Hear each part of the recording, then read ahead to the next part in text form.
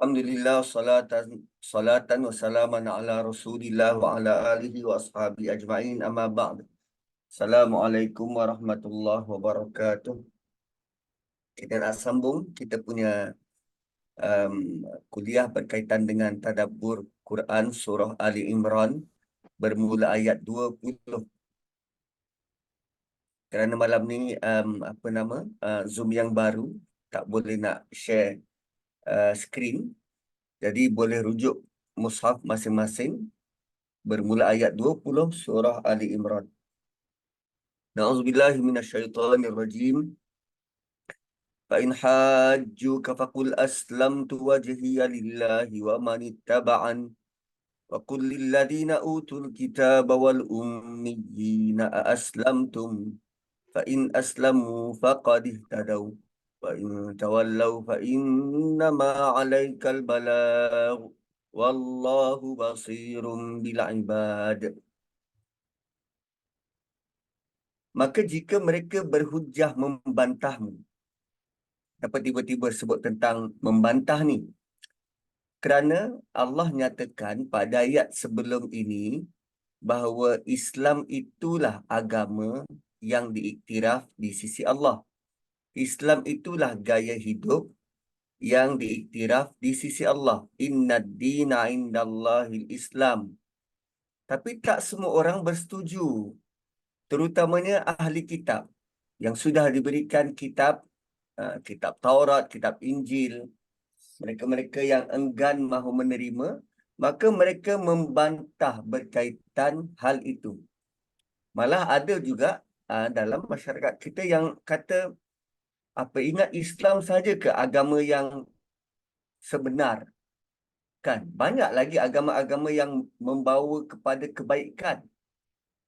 Lalu timbullah pandangan-pandangan seperti pluralisme yang menganggap semua agama membawa kepada kebaikan, bukan hanya Islam. Jadi Allah nyatakan kalau mereka berbantah-bantah, jika mereka tak mahu terima, jika mereka berhujah tak mahu percaya, kan, maka tindak balas ataupun respon yang sewajarnya datang dari Rasulullah adalah begini. Fakul, cakap begini, aslamtu wajhiya lillahi wa manittaba'an. Aku berserah diri kepada Allah dan demikian juga orang-orang yang mengikutiku. Rupanya tuan-puan, setelah kita datangkan bayinah. Bayinah ni apa? Quran dan sunnah, bentuk sunnah kepada mereka-mereka yang terutama ahli kitab, dan mereka tak nak ikut. Setelah disampaikan, mereka tak nak ikut satu hal. Ada juga dah dia tak nak ikut, dia halang pula manusia lain daripada ikut. Dia halang manusia lain daripada ikut. Itu golongan kedua. Golongan ketiga, dia mengugut pula orang yang menyampaikan Islam ni supaya tak sampaikan. Dia halang. Kalau tadi halang manusia lain, dia dah tak nak ikut, halang manusia lain. Yang ketiga ialah dia sendiri mengancam untuk mengambil tindakan fizikal kepada orang-orang yang percaya bahawa Islam inilah agama. Maka bila sampai macam tu, bila mereka sampai ke tahap berhujah membantah, maka respon yang sepatutnya kita jawab ialah, aku berserah diri kepada Allah. Begitu juga orang-orang yang mahu mengikut agama ini. Aku berserah diri kepada Allah dan begitu juga orang yang mahu mengikut ajaran agama ini. Kenapa begitu responnya? Kerana Allah tak mahu Nabi terlibat dengan sebarang konfrontasi. Kalau orang tu tak nak terima, dahlah. Jangan dipaksa. Sebab tugas Nabi ialah menyampaikan. Dan kalau orang tak nak, tak sudi, kita pun angkat kaki lah. Begitu kan. Kemudian Wa qul lil ladzina utul kitaba wal ummiyina aslamtum. Kemudian kita lanjutkan, Nabi disuruh melanjutkan soalan kepada orang-orang Yahudi dan Nasrani, orang-orang yang diberi kitab tu. Orang-orang yang diberi kitab dan juga wal ummiyin. So ada dua golongan. Pertama, utul kitab, mereka yang ada kitab Taurat dan Bible. Yang kedua, wal ummiyin. Okey, ummiyin ini sebab selalunya kita dengar, oh ini sifat Nabi ummi, Nabi ummi, ataupun sifat bangsa Arab ummi. Perlu difahami maksud ummi ialah mana-mana manusia yang tak dapat belajar tentang agama secara formal, secara formal. Dia tak ada asas-asas agama, yang itu dipanggil sebagai ummi. Kalau dirujuk pada Nabi SAW, Nabi tak tahu membaca, Nabi tak tahu menulis. Nabi tidak melalui proses masuk sekolah untuk belajar. Nabi tidak belajar secara formal. Jadi sebab itu Nabi dipanggil sebagai ummi. Tapi kali ini Allah mahu Nabi bertanya kepada ahli kitab dan orang-orang ummi. Siapa orang ummi di sini? Mereka-mereka yang tidak belajar agama secara formal. So boleh jadi dia mungkin tahu tentang ilmu-ilmu dunia, engineering mungkin, farmasis mungkin, doktor mungkin. Tapi bab agama, dia tidak diberi pendedahan sejak daripada kecil. So dia tak tahu apa-apa tentang agama. Itu juga ummi. Dan sekarang Allah arahkan Nabi untuk bertanya kepada mereka. Cuma dalam konteks ayat ini, ummi ditujukan kepada kafir Quraisy, masyarakat Arab. So ada dua golongan, satu ahli kitab yang ada kitab, satu masyarakat Arab yang tidak ada kitab. Apa soalannya? Aslamtum. Sudahkah kamu menyerah diri? Sudahkah kamu menyerah diri? So rupanya menyerah diri ni tuan-tuan. Menyerah diri ni tuan-tuan. Dia bukannya um, dia bukannya agama. Tapi dia adalah tindak tanduk kita, perangai kita, apa yang kita buat. Kan? Bila ditanya macam tu, sebenarnya Nabi nak mereka tu sedar agama ini datang daripada Tuhan. Bukannya rekaan-rekaan sendiri, bukannya pandai-pandai sendiri. Lalu Nabi bertanya kepada mereka, sudahkah kamu serahkan urusanmu pada Tuhan? Adakah kamu menganggap agama ini hanya untuk kelompok-kelompok tertentu saja? Kan? Kembalikan ajaran agama ini kepada Tuhan yang menurunkan. Tinggalkan ajaran-ajaran rabai, padri, ulama-ulama tu yang berlawanan dengan ajaran daripada Tuhan yang diturunkan melalui Nabi. Lalu Allah suruh Nabi kata apa? Fa in aslamu faqad ihtadaw. Kalau kamu peluk Islam, kalau kamu berserah diri, sebenarnya merekalah yang telah mendapat petunjuk. Fa in aslamu faqad ihtadaw. So tuan-tuan, kita hari-hari minta hidayah daripada Allah. Ihdinas siratal mustaqim. Rupanya syarat kita mahu minta hidayah itu, syaratnya apa? Syaratnya ada pada ayat sebelum. Iyyaka na'budu wa iyyaka nasta'in. Ayat ini adalah tentang penyerahan. Hanya padamu kami sembah dan hanya padamu kami mohon pertolongan.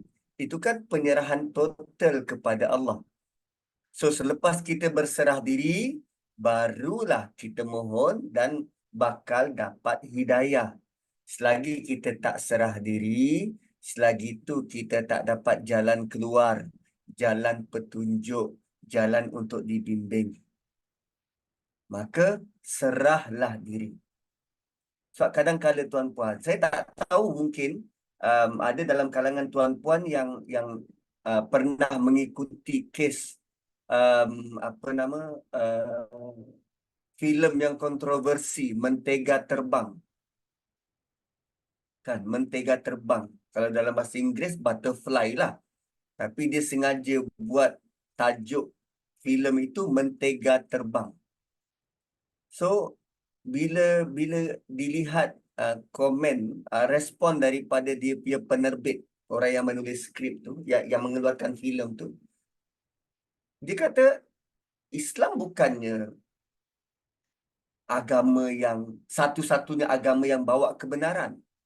Ada banyak lagi agama lain. Saya cuma nak berikan alternatif supaya manusia boleh buat pertimbangan. Buat pertimbangan. Problemnya bila berfikir begitu, dia meletakkan semua agama sama dulu dan dia dahulukan pendapat dia tentang agama. Sedangkan sepatutnya pendapat kita ini berteraskan agama. Bukan kita letak agama di luar, okey, ini pendapat aku tentang agama. Tak. So, kita kena berserah dulu pada Tuhan, baru ditunjuk. Bukannya ikut pandai-pandai sendiri, kita berfikir di malam hari, konon-konon pergi keluar masuk library, lalu apa nama, seolah-olah macam dapat satu bentuk kesedaran, oh macam ni kot cari hidup yang betul dan baik. Lalu bila kita datangi Quran, datangi agama, kita bawa dengan kritikan. Sebab masing-masing antara kita memang ada ilmu-ilmu terdahulu, ada pengalaman-pengalaman terdahulu. Tapi Allah mahu tatkala kita berhadapan dengan Quran, kita kosongkan dulu, datangi Quran bukan dengan kritikan, tapi dengan penyerahan. Maka Allah akan beri jalan dan petunjuk. So, tugas Nabi untuk sampaikan wa in tawallau, kalau mereka berpaling, fa innama alaikal balagh, tugasmu hanya menyampaikan. Wallahu basirum bil ibad, Allah sentiasa melihat tingkah laku hamba-Nya. So, apa kesan kalau dia tak nak ikut saranan Nabi untuk berserah dan dapat panduan melalui agama ini? Kesan dia apa? Innal ladina yakfuruna bi ayatillah.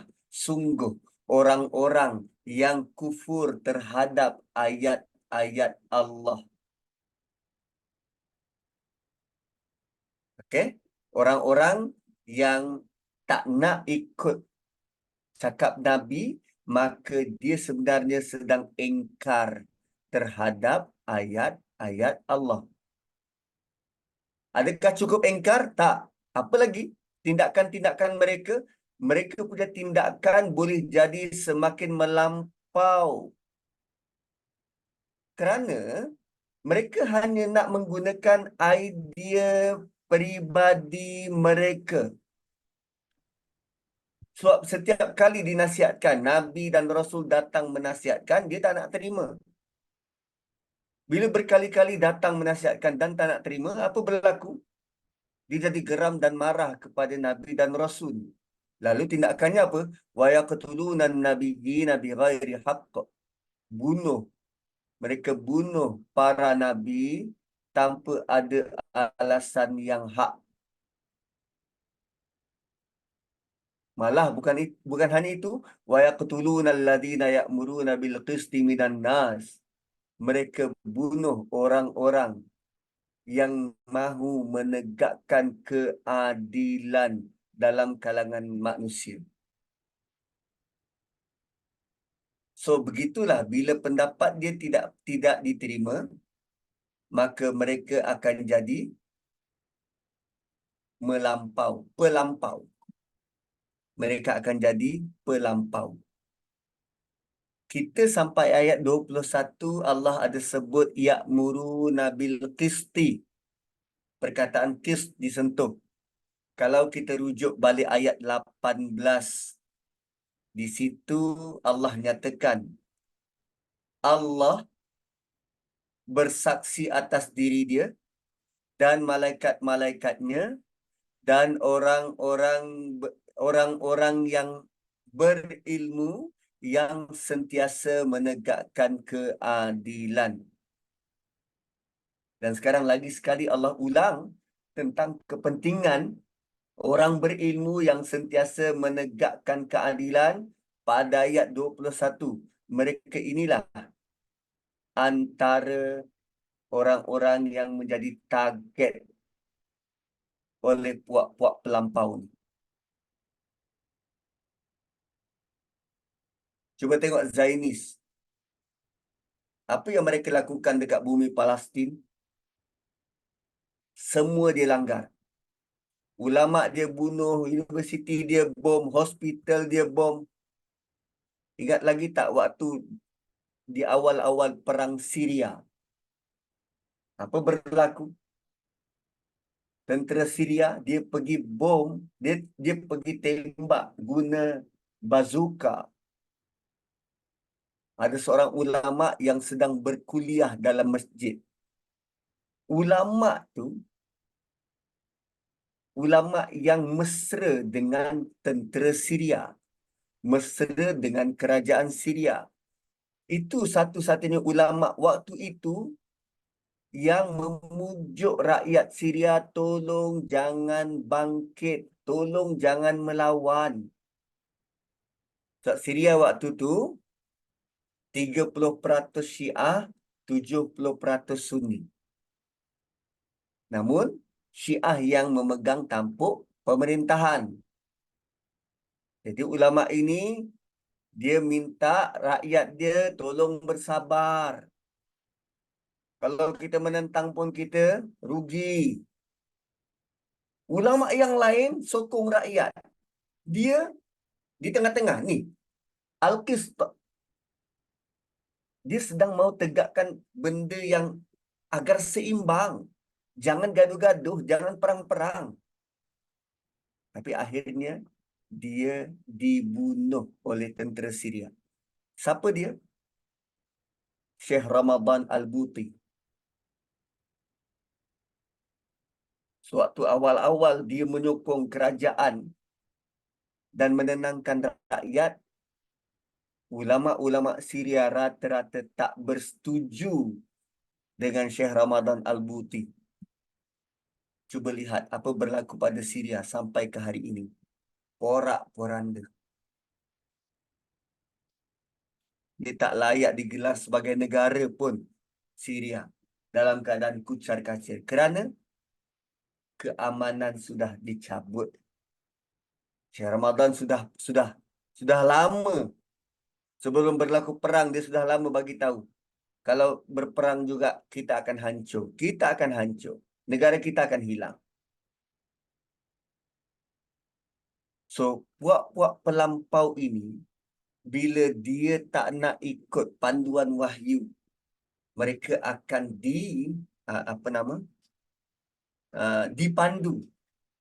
dipandu oleh syaitan yang hanya mahu merosakkan. So, inilah jalan-jalan panduan daripada syaitan. Allah sebut dalam surah Zukhruf, wa may yu'rid an dzikri wa may yu'rid an dzikri wa may yu'rid an dzikrillah.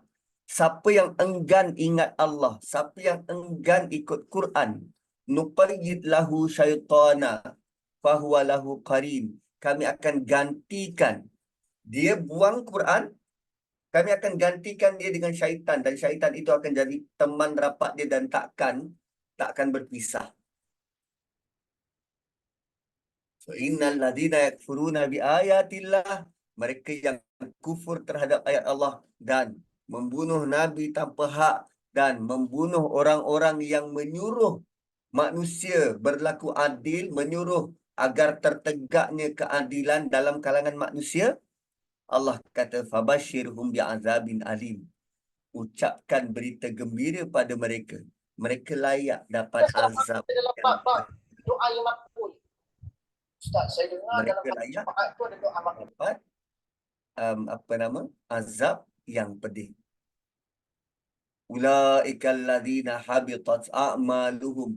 Seorang jenis macam ni yang bulldoze saja, kan, tak mau ikut kitab, tak mau ikut nabi, dia buat semahunya, maka mereka inilah yang rosak amal perbuatannya. Habitat a'maluhum fid dunya wal akhirah.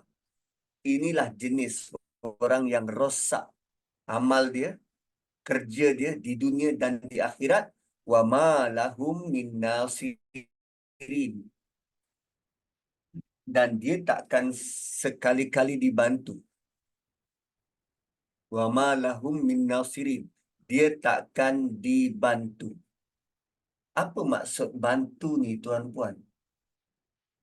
Perlu sangat ke kita kepada bantuan ni?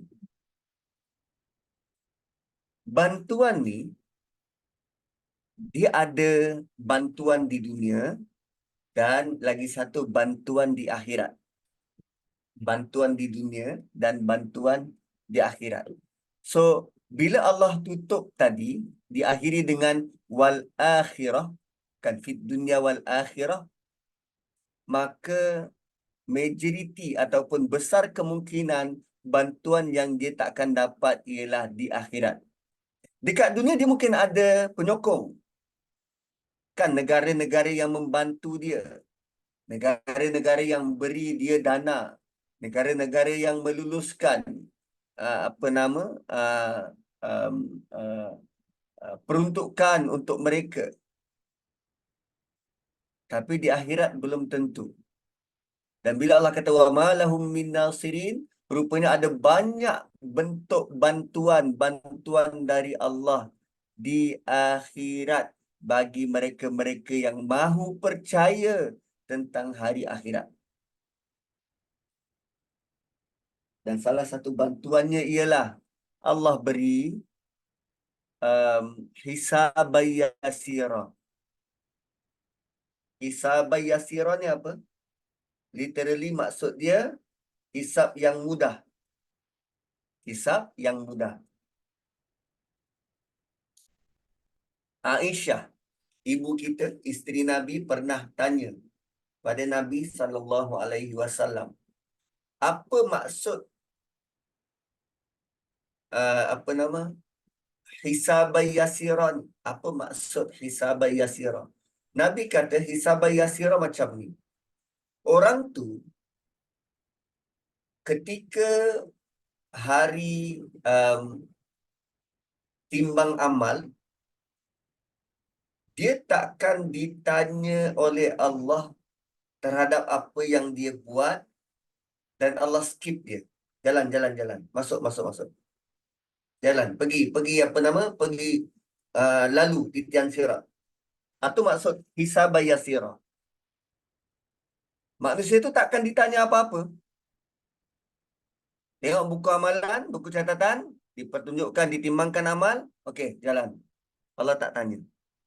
So, Nabi kata once, kalau Allah mula tanya, orang tu takkan terlepas. So, kita berharap bantuan seperti itu dari Allah. Hisabay yasira. Hitungan amal dengan cara yang paling mudah. So, bila Allah mula tanya, kita tak akan terlepas. Kita tak akan terlepas. So, moga-moga kita termasuk dalam kalangan orang-orang yang dibantu. Ada pembantu dan penolong. Dan syafaat daripada Nabi SAW juga bentuk bantuan yang Allah kurniakan. Allah granted pada Nabi untuk beri syafaat. Apa lagi bentuk bantuan yang lain? Quran yang kita baca. Quran ini akan jadi teman sepanjang jalan. Teman di dalam barzah, teman suatu bangkit, teman suatu hari timbang amal, hari ditegakkan mizan. Quran ini nanti akan menjadi peguam bela kita, berayu-rayu pada Allah agar kita dimasukkan ke dalam syurga. Itu bentuk nasirin. Dan sekarang bagi mereka yang tak mahu ikut Quran, tak mahu ikut sunnah, Allah kata habitat a'maluhum fid dunya wal akhirah wa ma lahum min nasirin. Bila Allah tidak beri bantuan, Allah pernah sebut begini.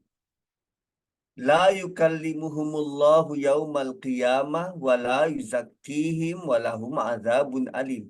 Allah tak akan bercakap dengan dia. Allah tak akan sucikan dia dan dia akan dapat azab yang pedih. Ada ayat yang lain, wala yanzuru ilaihim yaumal qiyamah. Allah langsung tak nak tengok dia. Kita ni tuan-puan, kadang-kadang ada kita buat salah silap dekat rumah. Waktu kecil dulu kan, dengan adik-beradik. Bila kita buat salah, ada yang dihukum, ada yang disuruh tengok dinding. Tapi ada satu ketika, kesalahan yang kita buat itu terkadang terlalu berat untuk ayah kita. Lalu adik-beradik yang lain dia marah. Cuma pada kita tu ayah kita tak nak tengok. Dia tak nak tengok kita, tak nak bercakap dengan kita. Adanya kita dipulaukan. Itu tahap apa tu? Itu sangat kecewa tuan-puan. Kita bila dah sangat kecewa, kita nak tengok pun malas. Berbeza dengan kalau anak yang balik itu, anak yang memang dinanti, ditunggu, disayangi. Memang mak akan tatap wajah dia. Rindunya lah pada engkau. Satu aktiviti pandang memandang dengan ahli syurga acap kali disebut dalam Quran. Kan surah Qiyamah sebut tentang wajah kita berseri-seri dapat memandang Tuhan. Wow. So kalimah wa ma lahum min nasirin, impak dia besar. Dia bukan sekadar tak apalah kalau tak nak tolong pun tak apalah. Tidak, tak. Dia bukan sekadar pertolongan. Tapi apa yang boleh ditolong dan dibantu itu yang sangat berharga. Kan. So tuan-tuan dan puan-puan, kalau tengok masa 9.43, kita habis pukul berapa?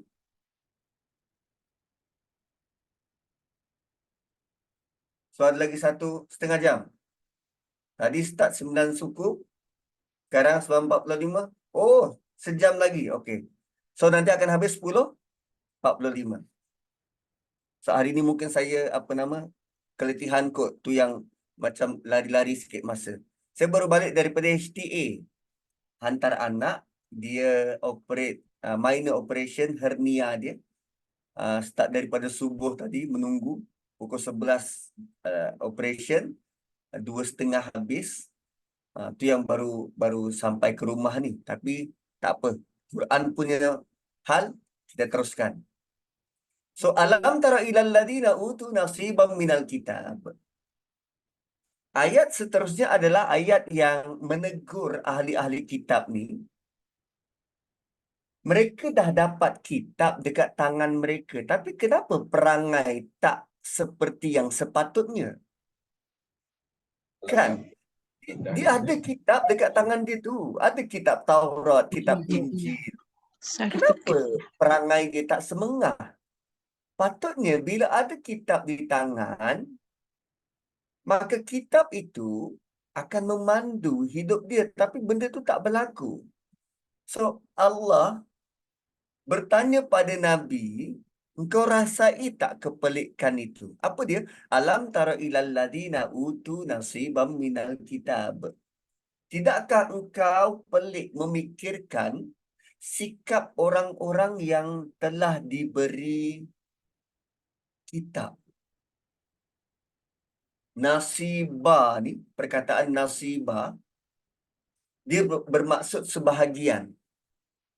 Maksud dia nasiba tu sebahagian. Sebahagian yang macam mana? Bahagian yang boleh diambil manfaat kebaikan daripadanya. Allah beritahu, kitab Taurat tu banyak manfaat. Kitab Injil juga begitu. Tapi kenapa mereka macam tak pernah dapat kitab? Kan? Kenapa perangainya tu macam tu? Malah Allah teruskan, yud'auna ila kitabillahi liyahkuma bainahum. Mereka diseru kepada kitab Allah supaya kitab itulah menjadi undang-undang, menjadi hakim antara mereka.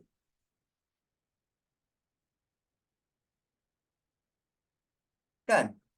Patutnya bila dah ada kitab, dah tahu serba sedikit tentang syarak, tentang syariat, tentang undang-undang dan hukum, patutnya hati mereka itu lembutlah untuk menerima Quran. Dan bila diajak untuk belajar Quran, mereka semakin teruja sebab nak menyempurnakan ilmu supaya hukum agama tertegak, supaya mereka ikut dan ajak orang seramai mungkin untuk ikut. Mereka lah yang sepatutnya, orang-orang yang dapat Taurat dan Injil ni, mereka lah sepatutnya di barisan hadapan beria-ia untuk belajar Quran. Tapi kenapa tak begitu? Kan? Malah yang dahsyat ialah summa yatawalla fariqum minhum wa hum mu'ridun. Satu puak daripada mereka berpaling ingkar dan terus menerus menolak. Mu'rid ni terus tak mau terima. Tak mau terima. Kuncinya apa tuan-tuan? Kuncinya apa? Kuncinya begini. Orang-orang Yahudi ni sejak zaman Nabi Musa, mereka memang sudah dapat maklumat tentang Nabi terakhir. Diperkukuhkan lagi bila Nabi Isa diutuskan membawa Injil. Dalam surah Shaf ada sebut tentang perkara ni. Kan, datang selepasku nanti seorang Rasul yang namanya Ahmad. Apa beza Ahmad dan Muhammad? Ahmad telah lengkap dipuji. Muhammad continuously memuji. Yang sangat terpuji. So, sementara mereka sudah ada maklumat itu, maka sebahagian daripada orang-orang Yahudi yang percaya tentang profesi itu berpindah daripada Palestin duduk dekat Madinah. Bayangkan mereka punya maklumat, ketepatan maklumat dia, Nabi itu akan diutuskan di area sini nanti, dekat dengan Madinah. Suatu ada 3 kelompok Yahudi di Madinah. Qainuqa, Quraizah dan Nadir.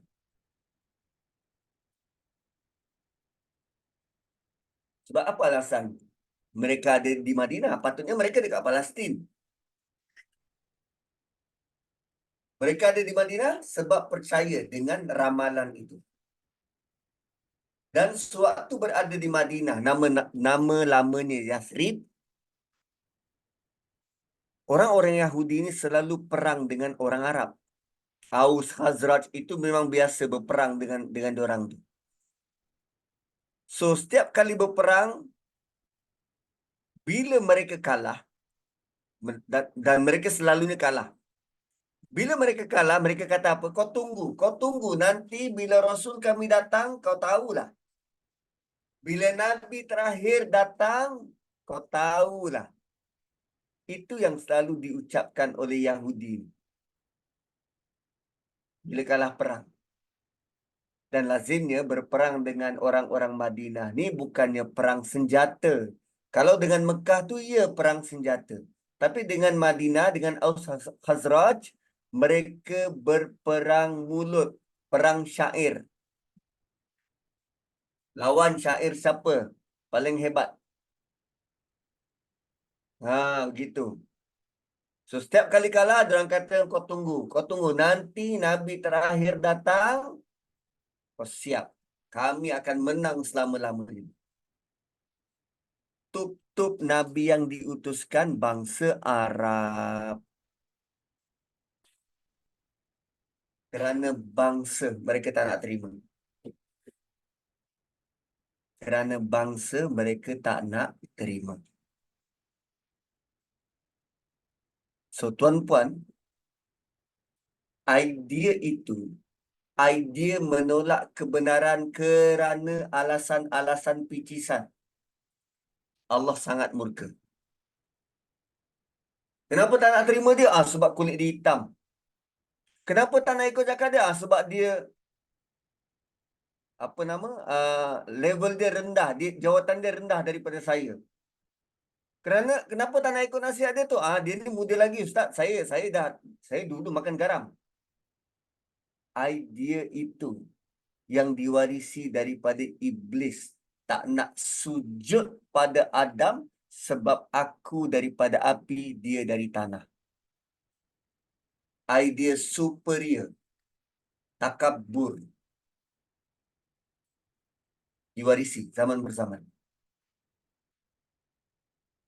Satu, selayaknya mereka dapat azab yang pedih kerana tak mahu dan enggan. Hanya kerana Nabi terakhir itu bangsa Arab. So, mereka impikan apa? Idea mereka apa? Bangsa mereka. Nabi terakhir, mereka punya target bangsa mereka. Dalam ramalan tu tak sebut dari bangsa apa. Cuma sebut nanti akan ada Nabi terakhir. Diutuskan kepada seluruh manusia. Dan soalan seterusnya, kenapa Allah pilih bangsa Arab?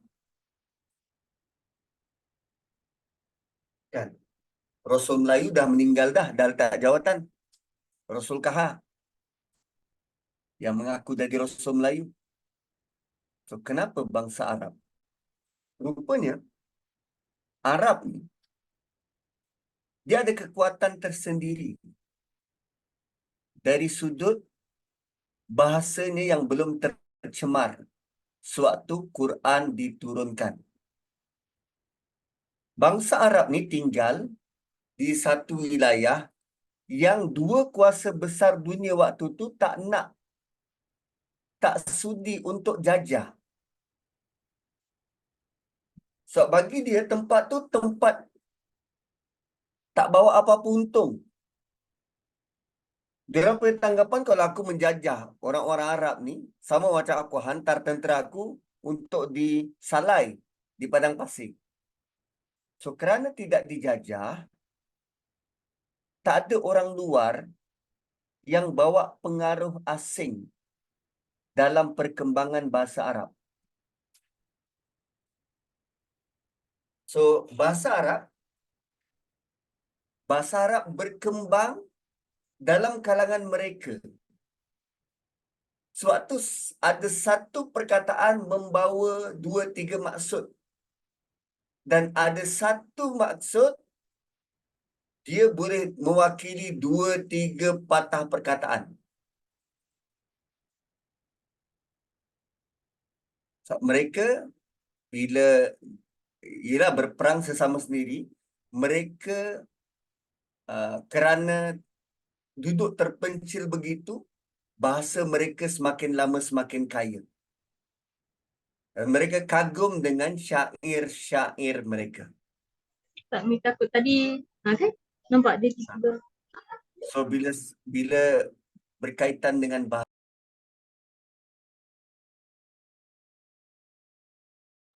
Kan, bila berkaitan dengan bahasa Arab ni, maka dia adalah satu bahasa yang kaya dan menepati kehendak Quran untuk sampaikan pada manusia. Tak ada bahasa lain sekaya bahasa Arab. Dan bahasa Arab, dia tak ada proses um, matang. Tak. Macam bahasa Melayu, kan ejaan cikgu. Kan berbeza waktu kita pula. Waktu 40-an, 50-an, eja cikgu. Waktu Piramli, eja cikgu, CHEGU. Sekarang eja cikgu, CIKGU.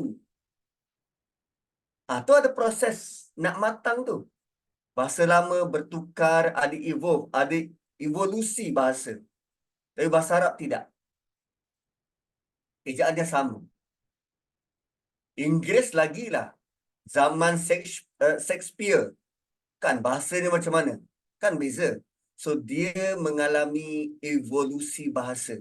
Tapi bahasa Arab tidak. Dari dulu sampai sekarang bahasanya kekal begitu. Tinggal lagi adalah beberapa perkataan yang maksudnya sudah semakin hilang, tidak digunakan oleh Arab-Arab native di bandar. So ulama-ulama tafsir kalau dia nak tahu tentang maksud perkataan itu, dia terpaksa mengembara pergi ke outskirt luar bandar untuk tengok orang-orang dekat kampung ni kalau guna perkataan ini maksudnya apa. Begitu perincian bahasa Arab ni.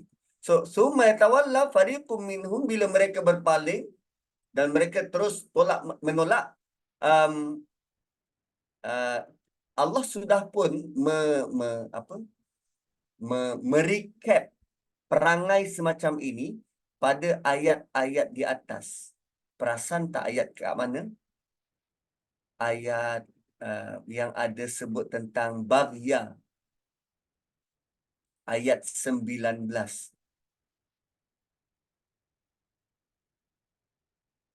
Kan, wa makhtalafal ladina utul kitaba illa min ba'di ma ja'ahumul ilmu baghyan bainahum. Mereka ada ilmu, ada kitab, tapi kerana ada grudge dalam hati, ada dengki dalam hati, sebab Nabi terakhir bukan orang Arab, bukan dari bangsa mereka, dengki dengan orang Arab, mereka tak nak terima. Begitu. So, punca perpecahan masih lagi berkait rapat dengan apa yang berlaku dalam hati. Dalam hati. Mu'ridun. Zalika bi'annahum qalu. Malah dalam masa yang sama. Dahlah degil tak nak terima kebenaran. Penyakit seterusnya ialah syok sendiri. Syok sendiri. Kita kan kadang ada kawan yang macam tu. Diingatkan tak nak terima. Lepas tu, syok sendiri. Rasa pendapat dia lah yang paling bagus dan paling betul.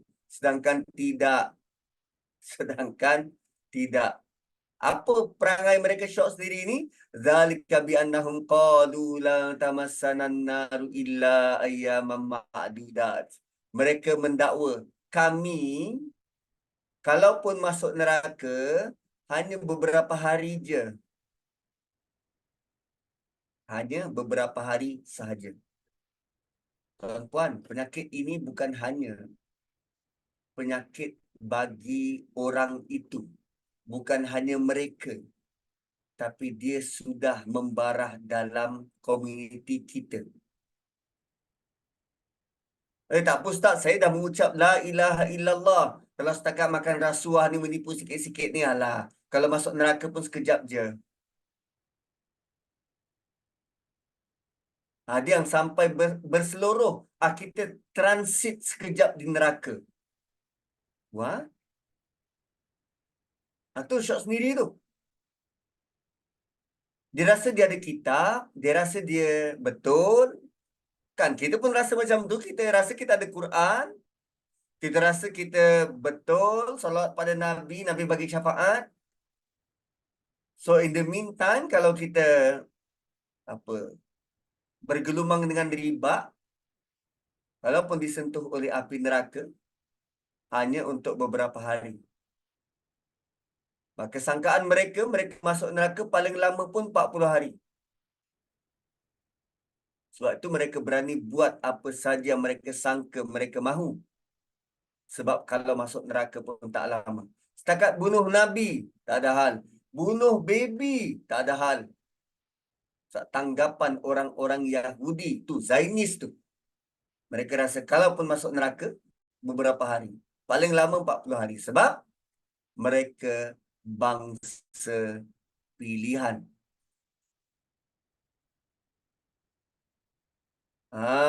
Mereka bangsa pilihan.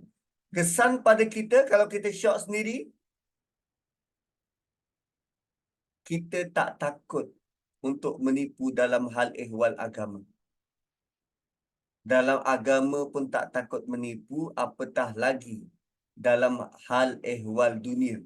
Berapa banyak orang yang kena scam. Kan, hanya dengan satu panggilan telefon. Seorang pesara hilang hampir suku juta. Ada yang setengah juta. Ada yang mencapai 1 juta. Dia rasa kalaupun masuk neraka, sekejap je. Malah yang ironinya ialah mereka tahu ada neraka. Mereka tahu kemungkinan mereka masuk neraka. Tapi yang merosakkan ialah dia rasa masuk tu sekejap je. Kan? Alah, macam kita lah. Kita kan anak kesayangan ayah. Berbanding adik-beradik yang lain. Kalau kita buat salah, takkanlah ayah nak hukum kita teruk-teruk. Kan lainlah kalau abang long tu. Kita kan bungsu, anak manja. Tanggapan mereka begitu hubungan dengan Tuhan. So, mereka bangsa terpilih, umat terpilih. Allah kan sayang, takkan nak hukum lama-lama. Kan? Dan dalam ayat ini, Allah guna kalimah ma'dudat. Ada ta terbuka. Ada ta terbuka. So, ma'dudat dengan ta terbuka tu, dia bawa emosi yang macam ni. Banyak tapi taklah banyak sangat. Taklah banyak sangat.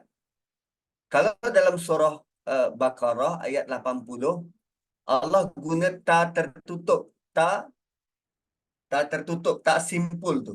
Ma'dudah. Ma'dudah. So, kalau ma'dudah, tak simpul, yang itu dia punya emosi jumlahnya lebih banyak. Kalau tak terbuka macam ni, sikit. So, memang mereka punya tanggapan masuk neraka tu sikit.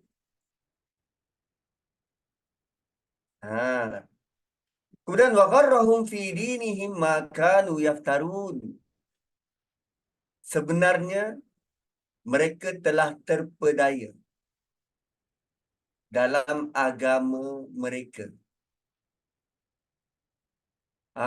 Ayat ini menarik tuan-tuan. Allah kata mereka telah terpedaya dalam agama mereka.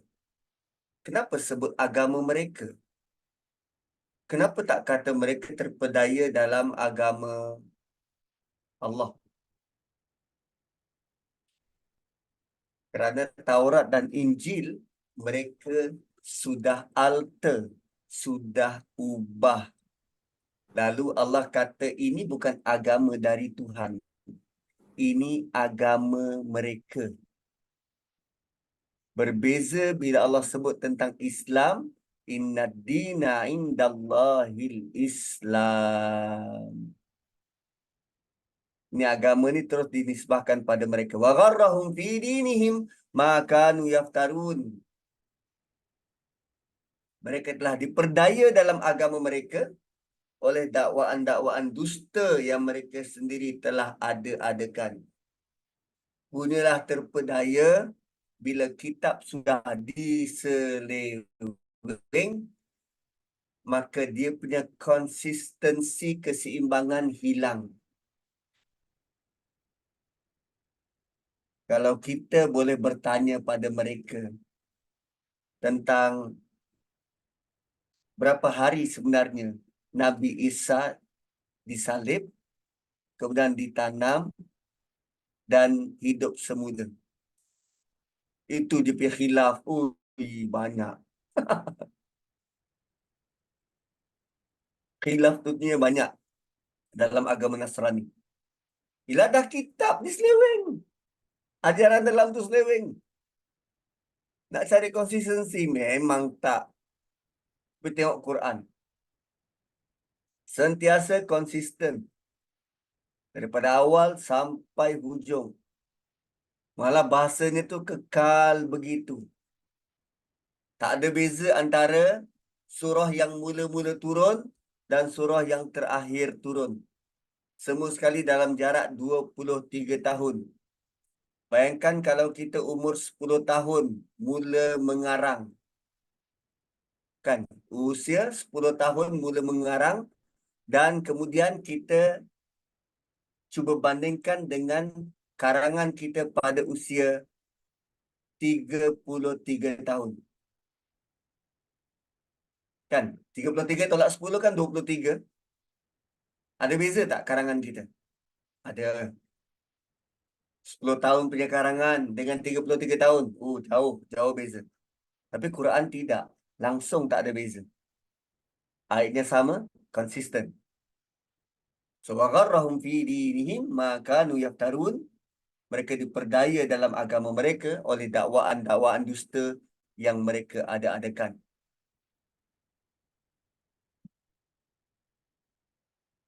Dan kita pun terkena juga penyakit macam tu.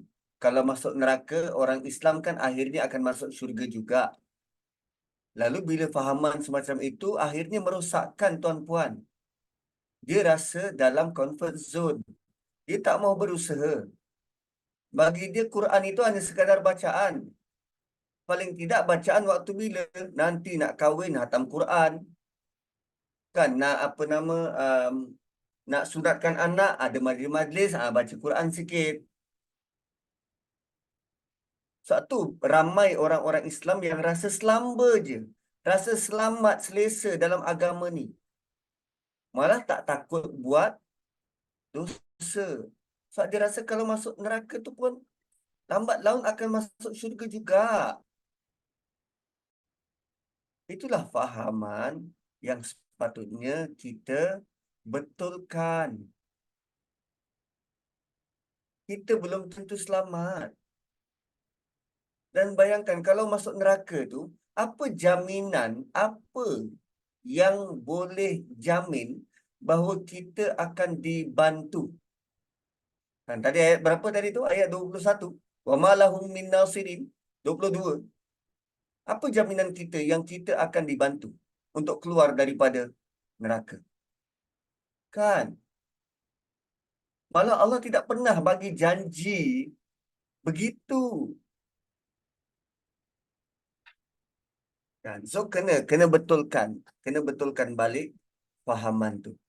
Tapi Ustaz, adalah hadis Nabi sebut macam tu. Siapa yang beriman sebesar zarah nanti kelak akan dikeluarkan. Betul, ada hadis yang macam tu. Tapi kita tak tahu berapa lama masuk neraka tu. So, jangan anggap remeh untuk masuk neraka walaupun walaupun singgah di neraka. Jangan anggap remeh tentang neraka. So, kalau kita rasa begitu, kita akan comfort zone. Kan?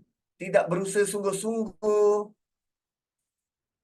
Malah kita lebih hiraukan tak dapat dunia berbanding tak dapat syurga.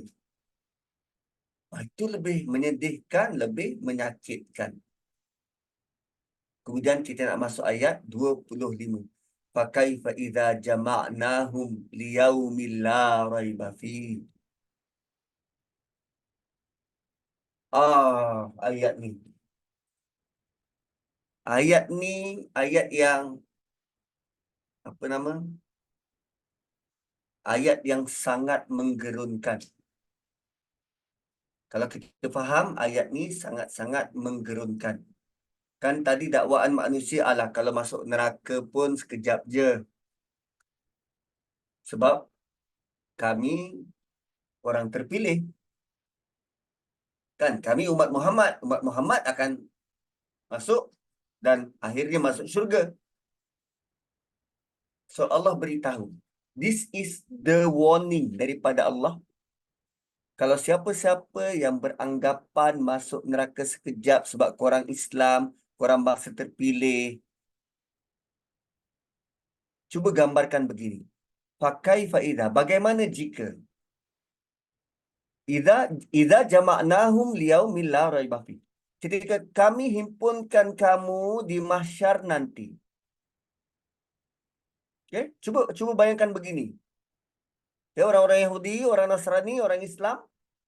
Cuba korang bayangkan begini. Waktu kami himpunkan engkau dekat mahsyar, apa yang kami buat?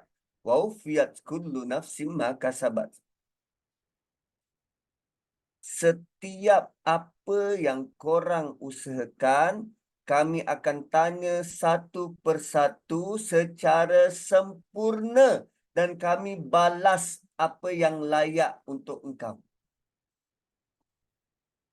Wahum la yuzlamun. Kamu takkan dianiaya. So sekarang nak tanya tuan-puan. Adakah solat kita cukup sempurna sehingga kita layak kata depan Allah, ya Allah, aku layak masuk neraka. Solat aku perfect. Sedekah kita perfect ke? Akhlak kita perfect ke? Hubungan kita dengan keluarga sempurna ke? So Allah kata, kalau begitu tanggapanmu, aku akan tanya engkau detail dan tanya secara sempurna dan aku hanya balas. Aku hanya balas apa yang kau buat. Sedangkan tuan-puan, kita masuk syurga bukan kerana apa yang kita buat, tapi kerana rahmat Allah. Ingat lagi tadi hadis Nabi tentang hisab yasira. Siapa-siapa yang ditanya oleh Allah, that's it. Dia tak akan selamat. Sekarang Allah sendiri nyatakan, aku akan tanya secara terperinci. Tiap-tiap seorang. Balasan apa yang dia buat. Dan tak satu orang pun akan dizalimi. Ayat ini sangat menggerunkan. Wow. Bila kadang, analoginya macam ni tuan-tuan. Kadang kita jadi anak,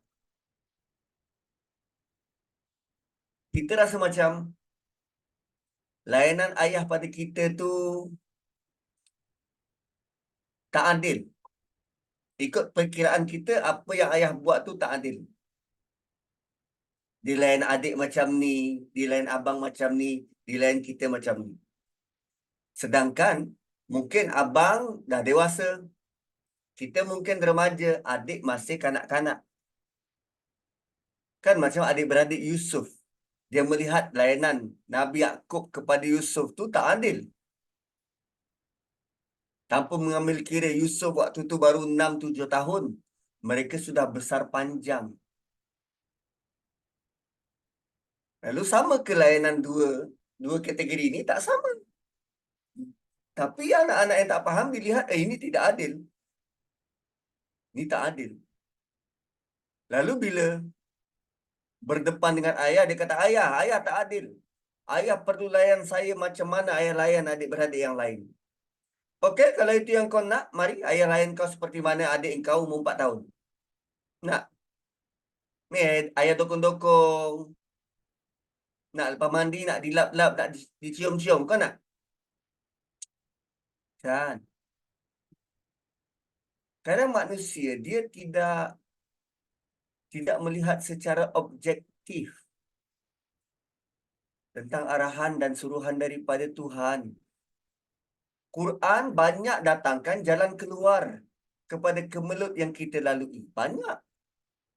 Tapi kerana dia tak nak ikut, lalu dia ikut kepala dia saja, kemudian menyangka-nyangka macam ni kot. Oh, macam ni kot. Tuhan suka macam ni.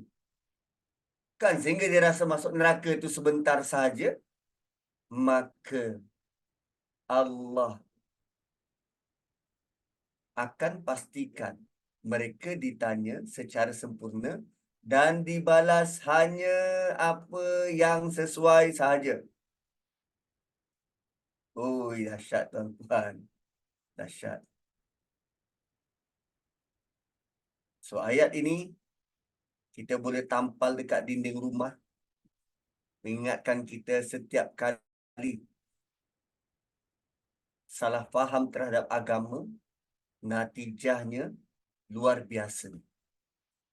Dan kita berharap agar Allah masukkan kita dalam syurga dengan hisab yasira, tanpa hisab, dan dengan rahmat daripada Tuhan, bukan berdasarkan apa yang kita buat.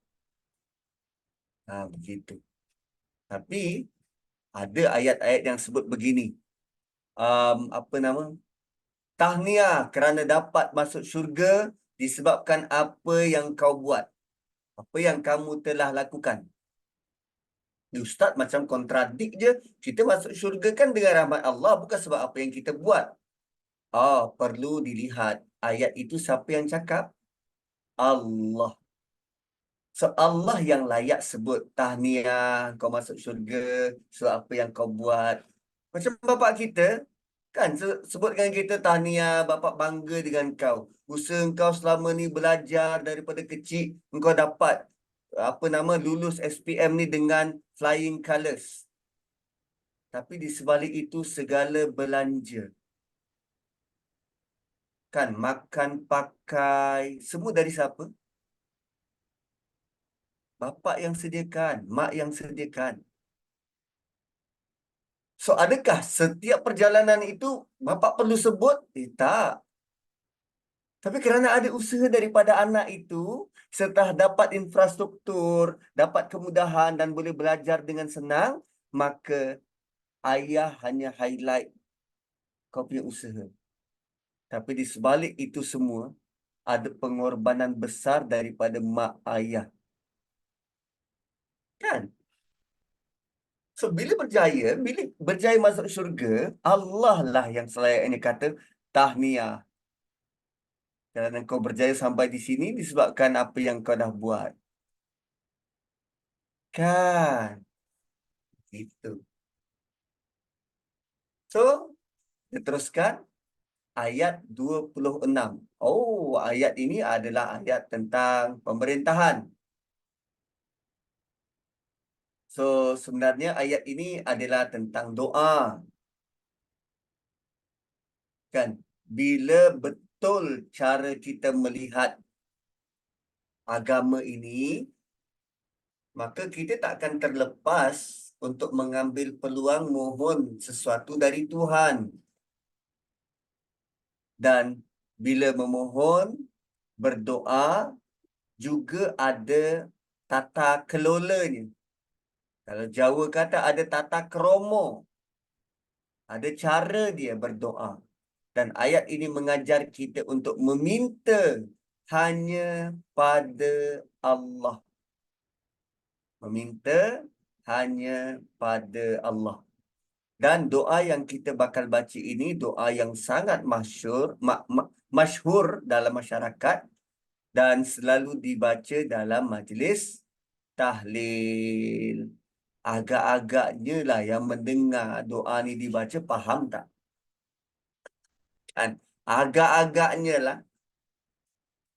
Sebab biasanya dibaca dengan laju. Qulillahumma malikal mulki tu'til mulka man tasya wa tanzilul mulka mimman tasya wa tu'izzu man tasya wa tuzillu man tasya bi'atikal khair innaka ala kulli syai'in qadir. Kan? So, hari ini kita nak memahami apa yang terkandung dalam doa ini. So, doa ni juga bagus untuk kita amalkan, dan kalau dalam konteks berdoa ni, dalam konteks doa dalam Quran, dia ada dua jenis.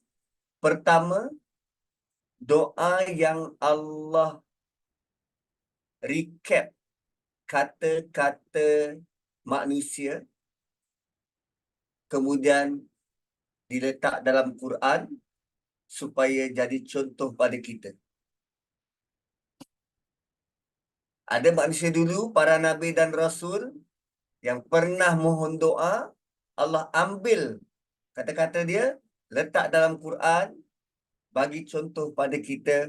Oh, rupanya kita boleh minta dengan cara kita sendiri, dengan ayat kita sendiri. Itu bentuk doa pertama. Doa kedua, Allah sendiri ajar pada kita untuk sebut seperti mana dalam ayat ni. Seperti mana pada ayat yang di atas.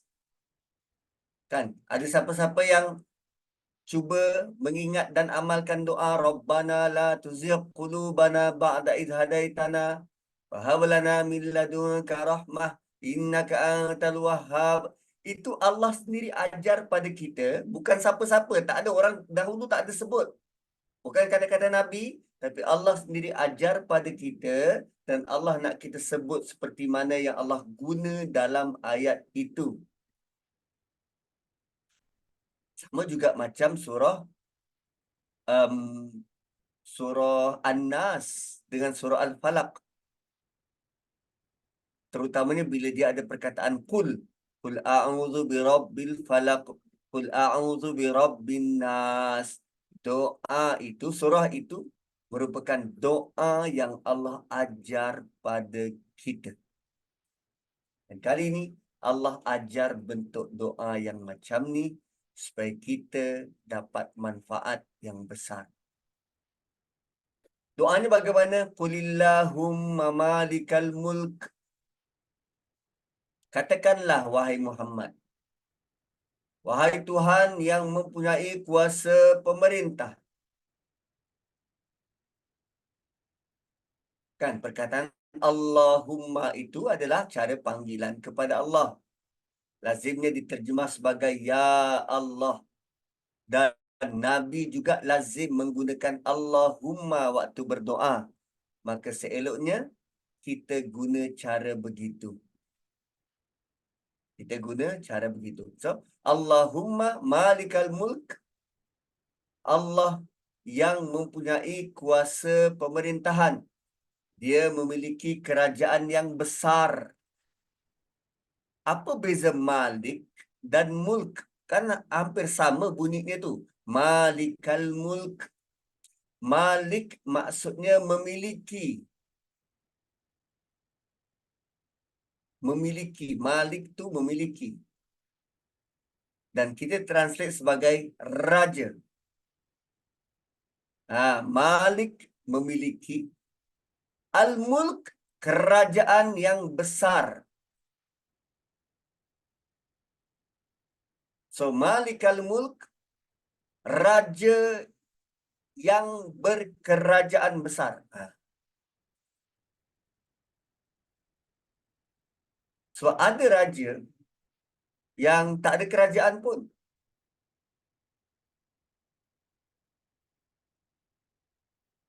So, Allah guna perkataan Malik dan Mulk. Maksudnya, Allah memiliki kerajaan yang besar dan apa sahaja termasuk yang kecil-kecil di dalamnya. Malikal Mulk juga bermaksud makro dan mikro management. Pengurusan makro dan pengurusan mikro.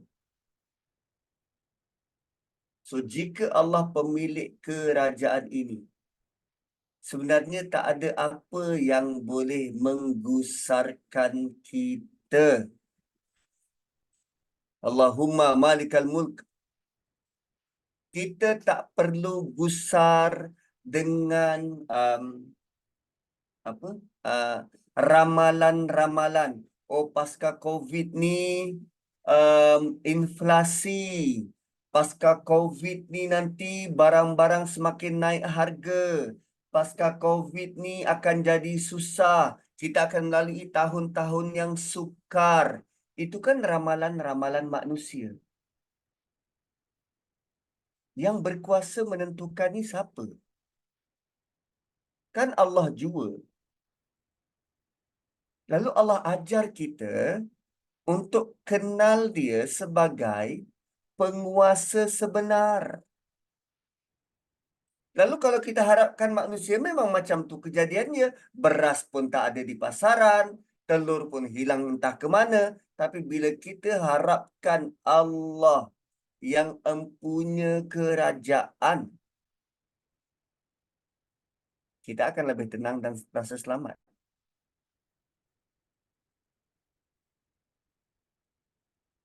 Kan?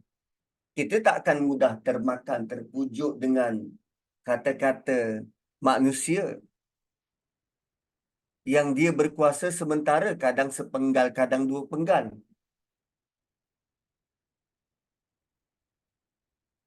Sebab Allah pemilik kerajaan sebenar. So, selalunya kita kaitkan ayat ni dengan politik. Siapa nak memerintah negara? Tapi perlu diingat, pemerintah-pemerintah yang sedang memerintah negara ada satu kuasa yang lebih besar memerintah alam semesta ini.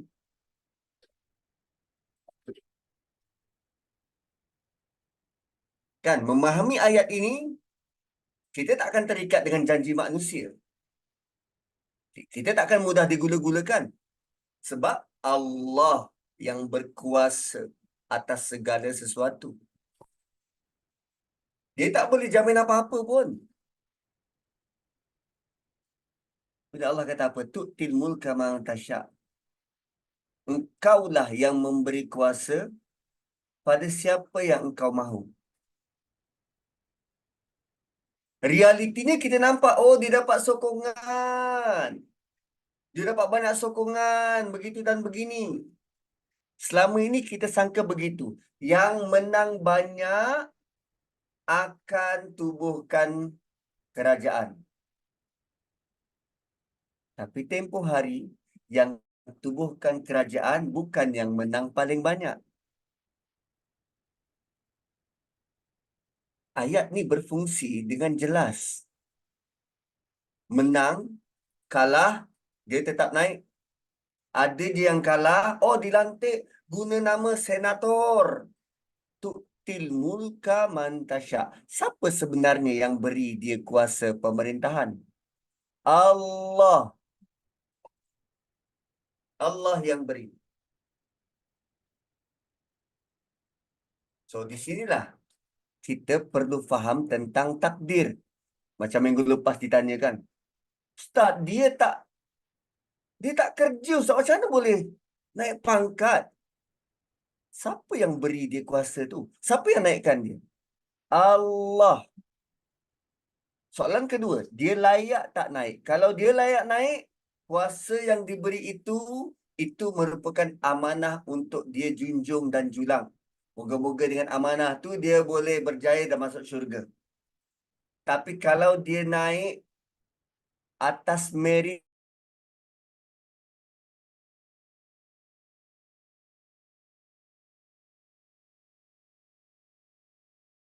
beri dalam keadaan murka. Allah beri dalam keadaan murka. Tu'til mulka man tasya'. Allah beri kuasa pemerintahan pada siapa yang dia nak. Tuan-puan, analoginya senang. Kita ada 2 orang anak, satu anak 5 tahun, satu lagi anak 15 tahun. 15 tahun kita bagi pisau. Kita bagi pisau. Untuk apa? Supaya dia boleh guna pisau tu memasak dekat dapur. Berguna untuk dia, dia kenyang.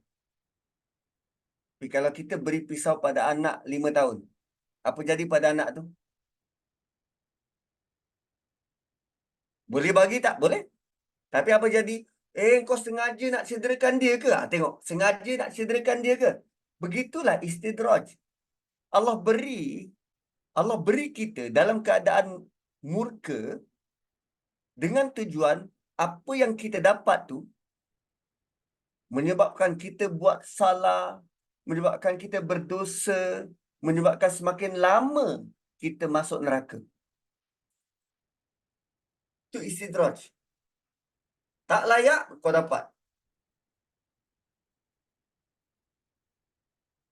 Dan Umar pernah bergetar jiwa dia bila dia baca ayat sanastadrijuhum min haitsu la ya'lamun. Kami akan beri manusia ni istidraj dari jalan, dari cara yang mereka tak perasan pun mereka dalam istidraj. Tuan-tuan, ada kalanya kita rasa hidup kita okey, smooth. Kan nak pergi disco boleh, balik sihat. Kan nak pergi dangdut pergi. Buat itu jadi, buat ini jadi, tipu orang terlepas. Oh, rupanya itu semua adalah pintu-pintu istidraj yang Allah buat, yang Allah biarkan agar kita semakin jauh dan semakin jauh.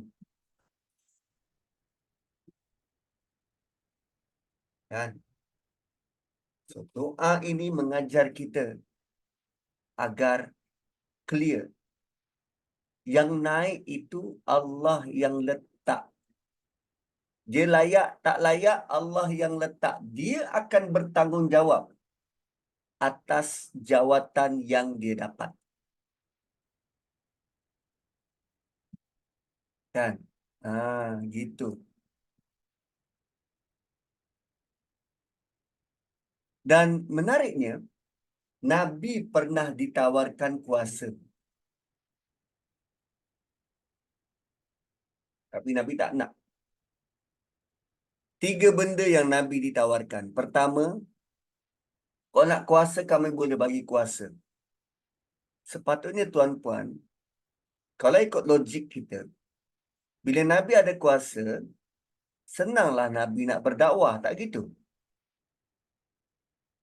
Perkara kedua yang Nabi ditawarkan, kalau nak harta, kami boleh bagi. Dan bagi kita, dakwah ni perlu kepada modal. Tak ada modal, macam nak dakwah? Dan yang ketiga, Nabi ditawarkan wanita. So,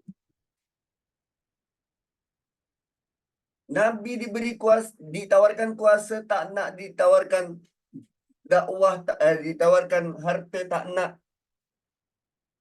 Sehingga Nabi kata, kalau engkau boleh letak matahari di tangan kananku, bulan di tangan kiriku, aku tak akan tinggalkan kerja dakwah ini. Kenapa Nabi tak terima? Rupanya jalan dakwah, kerja dakwah ini tak perlu kepada kuasa dan tak perlu kepada modal dan pemodal pun. Kita boleh teruskan saja kerja dakwah ini walaupun kita tak ada kuasa.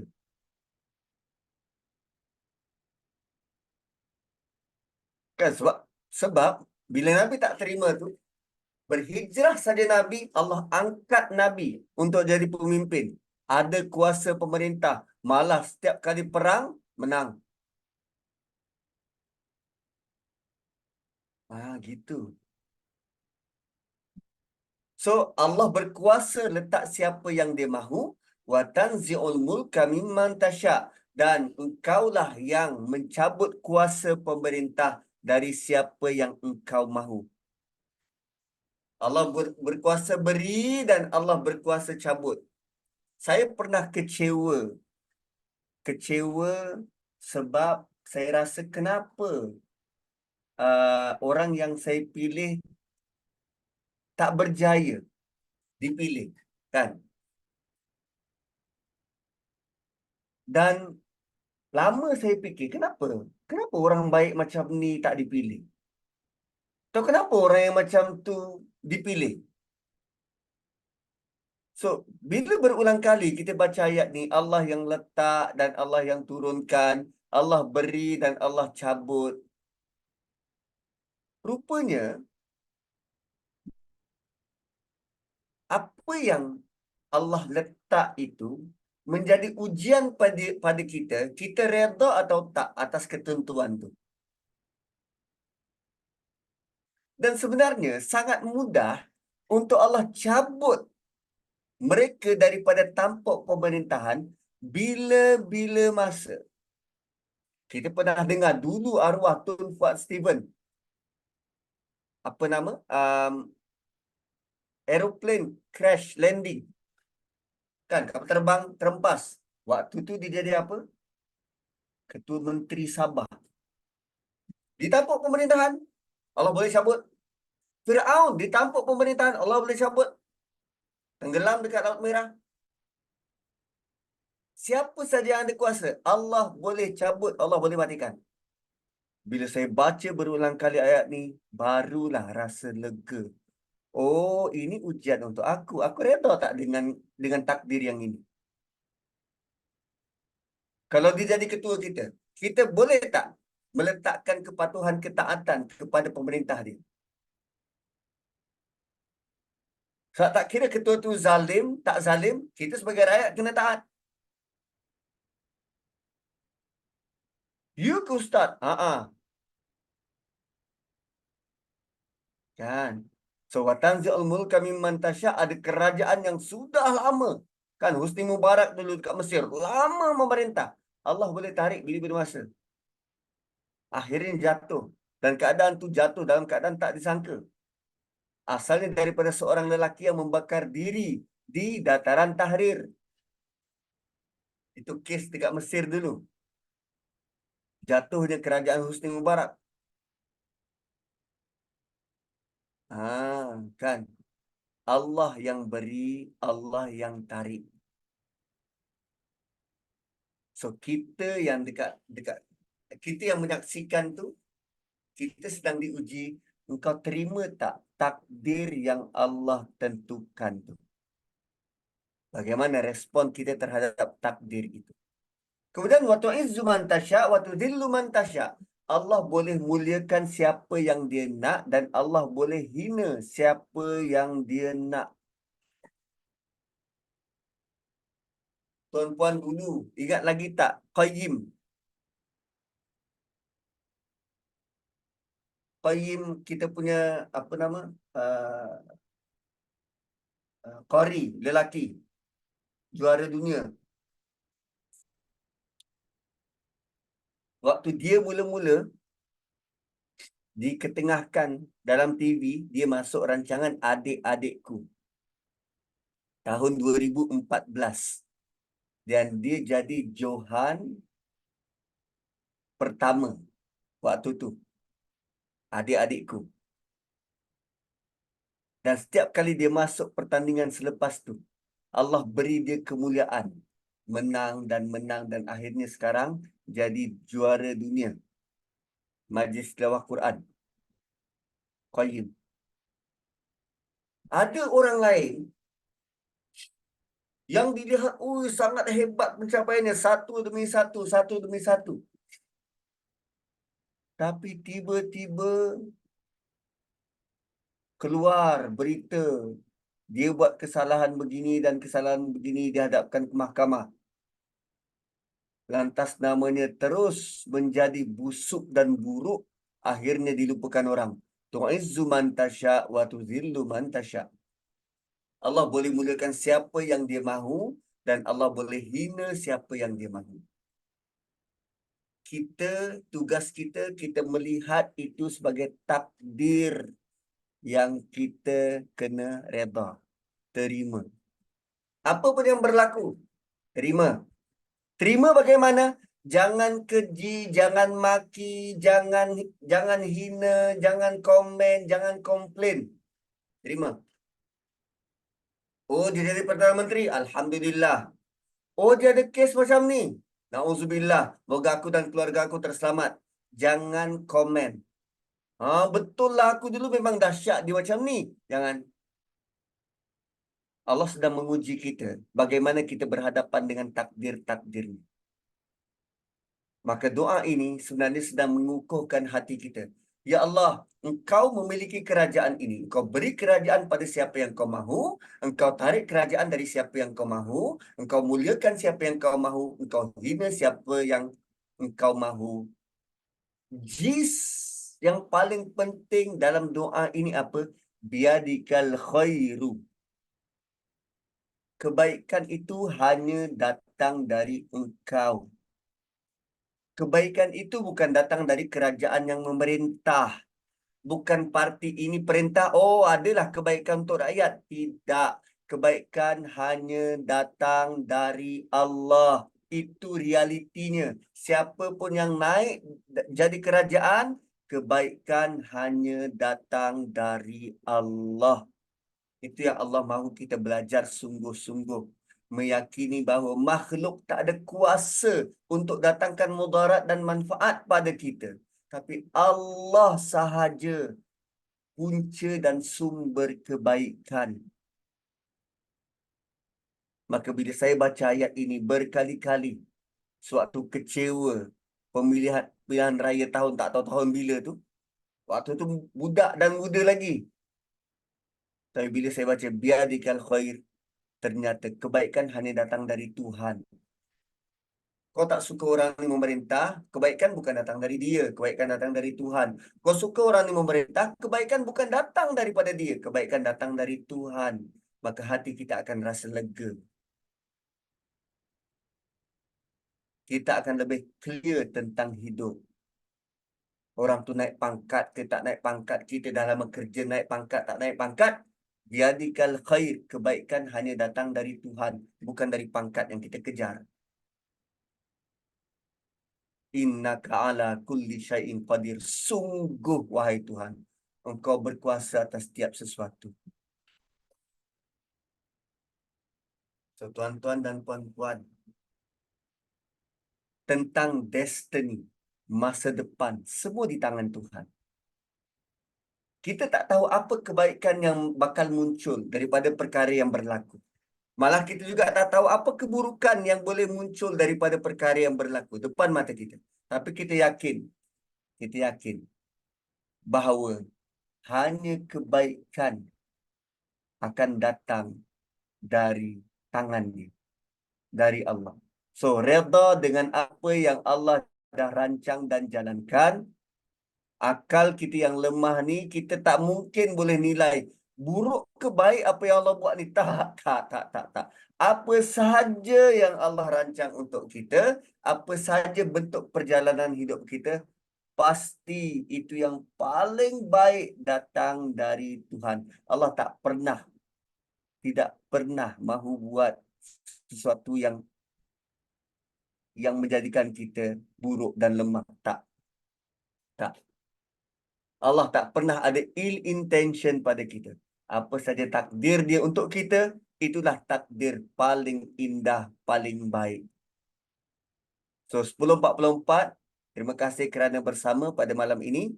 Dan saya kembalikan kepada moderator jika ada soalan.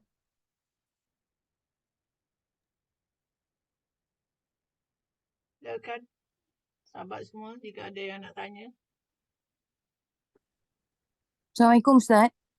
Waalaikumsalam. Selalu kalau Ustaz-Ustaz selepas dia bagi ceramah kan, Ustaz itu akan cakap yang baik datang daripada Allah, yang buruk daripada saya. Tak lebih. Macam mana Ustaz nak cakap macam tu? Betul ke kita cakap macam tu? Ada dua sisi pernyataan tu. Ada ayat Quran yang sebut Yang baik dan buruk itu memang asalnya daripada Allah. Ada ayat Quran sebut macam tu. Dan ada juga ayat Quran yang sebut begini. Yang baik memang daripada Allah, yang buruk kerana kelemahan kita. Kerana kelemahan kita. Dia macam ni. Tak mungkin, tak mungkin Allah beri kita sesuatu yang buruk. Tak mungkin. Sebab sayang dan kasihnya Allah pada kita tidak memungkinkan suatu yang buruk datang datang daripada Tuhan. Sebab kalau Allah nak datangkan keburukan, kenapa Allah beri kita nyawa? Kenapa layan kita dengan penuh kasih sayang? Kalau keburukan yang nak didatangkan, kita melihat benda itu sebagai buruk kerana terbatasnya akal kita melihat kebaikan yang datang. Contohnya macam ni, katalah kita gagal. Okay? Kita gagal. Gagal dalam periksa. So, tahukah kita bahawa dengan kita gagal, maka peluang kita untuk masuk universiti lambat setahun sebab kita nak repeat. Kemudian untuk nak dapat kerja lambat dan akhirnya untuk proses yang lain perancangan kita jadi terbantut dan lambat. Itu apa yang kita nampak. Itu apa yang kita nampak sebab itu yang kita rancang. Tapi yang kita nampak, mungkin bila kita gagal, kita mula semakin rapat dengan Tuhan. Bila kita gagal, ada perkara-perkara yang tak pernah tergambar, maka kita dapat capai pada tahun tu. Ada satu kisah yang sangat luar biasa. Satu keluarga daripada Palestin nak berhijrah ke Amerika. Satu keluarga daripada Palestin nak berhijrah ke Amerika. So, bila mereka interview nak dapatkan green card, semua lepas. Semua lepas dan dah siap beli tiket. Dan tiba-tiba bila hari nak bertolak tu, immigration tahan anak perempuan dalam keluarga tu. Tahan anak perempuan dalam keluarga tu sebab nak pergi US. So, dia interrogate, tanya, kenapa pakai tudung? Suruh buka. Suruh buka. Dan anak perempuan tu tak nak buka. Tak nak buka. So, berlakulah tolak-menolak. Sampailah terlepas flight. Dan akhirnya pihak immigration mengalah dan boleh berlepas. Tapi terlepas flight lah. Kena beli tiket lain. So, kerana mereka terlepas flight dan terpaksa beli tiket lain, bila sampai ke Amerika, orang yang sambut dekat Amerika, dia sambut dengan gegak gempita. Sambutan luar biasa. Dia kata, oh, ya, aku bersyukur kau sampai kemari. Sebab flight sebelum tu yang sepatutnya mereka naik, crash. Kita tak tahu apa bentuk kebaikan yang Allah beri sewaktu kita melalui kesukaran-kesukaran ni. Tak tahu. Yang pasti ada sesuatu dekat akhirat nanti. So, bila kita kata yang baik itu datang daripada Allah, yang buruk itu kerana kita ada sikap sangka buruk terhadap takdir Tuhan. Yang buruk tu kita. Kita yang ada sangka buruk terhadap takdir Tuhan. Takdir daripada Allah tu semua baik. Memang satu sudut Allah ada ciptakan keburukan. Contohnya syaitan. Kan sifat-sifat buruk tu Allah cipta. Tapi keburukan Allah tidak pernah datangkan pada manusia. Tak mungkin. Melainkan bila kita memilih Memilih untuk jauh daripada Quran, maka Allah beri kita syaitan. Memilih untuk tidak mengikut panduan wahyu, maka kita akan mengikut panduan nafsu. Begitu. So, yang baik itu hanya datang dari Allah. Yang buruk itu kerana kelemahan kita. Sangka buruk kita mungkin, tak memahami takdir itu mungkin. Bentuk-bentuk semacam itu.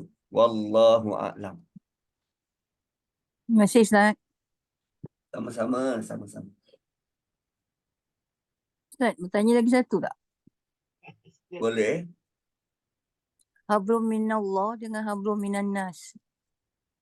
Yang hablum minan nas tu Allah juga ke yang tentukan? Okey. Perkataan hablum tu maksudnya um, uh, apa nama tali, tali penghubung. So kita ada kita kita selalu menghubungkan tali dengan Allah dan kita perlu menghubungkan tali sesama manusia. So hubungan kita dengan Allah tu jelas, direct melalui solat, pembacaan Quran. Tapi dengan manusia ini kita ada pilihan. Allah menetapkan kita bertemu dengan setiap manusia. Tetapi kita ada pilihan bagaimana kita berhubung dengan manusia itu. Contohnya, hubungan dengan mak bapak. Itu pilihan kita. Mau berhubung dengan mak bapak tu ikut standard Allah atau ikut apa yang kita suka. Tapi Allah yang tentukan manusia tu. So tinggal kita yang berusaha mau berhubung tu ikut standard Allah atau sebaliknya. Dan menariknya, bila berkaitan dengan hubungan dengan mak bapak ni, sengaja Allah jadikan kehidupan Nabi SAW yang kematian kedua orang tua sebelum Nabi besar. Kan, sebelum Nabi besar, kedua orang tuanya sudah meninggal. Dan itu adalah rahmat besar buat kita. Bayangkan kalau Nabi ada dua orang tua, kita kena layan orang tua kita ikut standard Nabi layan orang tua dia. Dan kita tahu layanan Nabi pada manusia top notch. Dan kegagalan kita ikut standard Nabi itu membahayakan kita. Itu membahayakan akhirat kita. Sebab Allah sebut layanan pada orang tua hanya diterima pada level ahsan. Ahsan ni apa? The best you can do. Ataupun yang lebih baik dan lebih baik, lebih baik. So, itu level ahsan. Di bawah level ahsan, tak diterima. Malah kesalahan pada orang tua dikira sebagai sayyi'ah, dosa yang jijik dan memalukan. So, bila sebut tentang hubungan dengan manusia, Allah tentukan manusia itu, tapi kita ada pilihan bagaimana kita nak bina tautan dan bina rangkaian tu. Wallahu a'lam. Bab tu susah Ustaz. Betul. Diakui, betul. Sebab apa? Okay. Continue. Kenapa dia susah ya Ustaz? Dia susah sebab ganjarannya tu luar biasa. Allah tak pernah sebut apa bentuk balasan kepada anak derhaka dalam Quran. Tak ada. Tetapi Allah pernah gambarkan anak derhaka ini, dia punya azab seolah-olah seperti Allah azab kaum Ad. Apa berlaku pada kaum Ad? Mereka ditimpa puting beliung 8 malam 7 hari. Dan tak ada seorang pun hidup. Dahsyat macam tu? Ya. kita tak pernah jumpa azab kepada anak derhaka dalam Quran. Tak ada. Larangan ada. Tapi bentuk azab, masuk neraka ke tak sebut. Sebab tu cerita kita tentang anak derhaka, tentang nak bagi warning pada anak yang derhaka, kita bawa cerita si tanggang. Disumpah jadi batu. Tapi sandaran Quran tak ada. So, ada ketikanya disebutkan amal tanpa disebut azab. No, disebut amal tanpa disebut bentuk balasan. Itu menggambarkan balasannya is unsangkerable. Kita tak tahu bentuk balasan yang luar biasa yang bakal Allah beri. Tak kala disebut kesalahan dan tanpa disebut azab, itu juga merupakan kita tak tahu bentuk azabnya boleh jadi azab yang tidak terperi. Wallahu a'lam. Masih Ustaz. Sama-sama. Ustaz, saya rasa dah 10.56 dah. Elok kita end saja ke? Nak tunggu lagi ada soalan ke? Nak buka lagi ke? Saya serahkan pada Ustaz. lah. Boleh. Ada lagi Kita nak kita soal? buka 3 setiap kali insya-Allah. Dan untuk akhirnya minggu depan kita dah start puasa. Dan diharap kita semua sudah pun bersedia mentally, physically, dan yang paling penting ialah persediaan kita untuk bermanja-manja dengan Quran, mengisi Ramadan itu dengan Quran. Dan insya-Allah sepanjang Ramadan nanti kita akan beri tumpuan pula kepada juzuk 30. 30 bermula dengan Suratul Naba. So insya-Allah hari Khamis tu nanti kita akan mula dengan Suratul Naba. Cuma tak tahu hari Khamis kita nak buat malam ke ataupun siang ke atau bagaimana. Tu nanti akan ada perbincangan lah dengan moderator. Kalau buat malam mungkin lepas tarawih macam ni kot. Lepas tarawih kita buat dalam 45 minit ke macam tu. At least ada pengisian sepanjang Ramadan. Yang So kita terima buat, kasih semua. Ustaz, Ya. kan kita dah buat program tu yang hari siang tu yang kita buat tu. Oh, okey. 11.30. Okey, kita serve as it is lah. Seperti mana yang telah dipersetujui. Oh, Okey. So kalau terima Ustaz kasih semua. ada juga nak buat ke? Ada cadangan Ustaz nak buat juga malam Khamis ke? Untuk malam yang itu yang saya tak tahu lagi. Tak tahu pergerakan. Sebab lazimnya kalau waktu berpuasa ni saya biasa tarawih dekat Masjid Negara. Dekat kan? Masjid Negara satu juzuk. So habis dalam pukul 10 lebih macam tu. Itulah So, tu kalau selalunya kelas kita ni sebenarnya bermula masa awal PKP dulu Ustaz. Jadi bila bulan puasa je kami bercuti. Kami stop lah, kami fokus lah dengan tarawih, dengan siang bertadarus apa semua kan. Itu je lah yang kami buat. Ada jugalah sekali-sekali kita buat siang hari tadabbur. Tapi ikut kesesuaian waktu lah. Tapi yang ni kita dah tetapkan kan 11.30. Ustaz dah pilih 11.30 sampai pukul 12 kan. Kita ikut kat situ lah, ikut yang jadual yang dah ada. Okey kalau macam tu. Rasanya Ustaz hari apa ya? Hari Isnin dan Khamis rasanya. Isnin dan Khamis. Kalau tak silap lah, saya kena tengok balik lah jadual. Boleh. Okey. Pasal ni kita tutup lah ya Ustaz, dah lewat malam ni. So kita tutup dulu dengan tasbih kafarah dan suratul Asr. Subhanakallahumma bihamdik. Asyhadu an la ilaha illa anta wa nastaghfiruka wa natubu ilaik.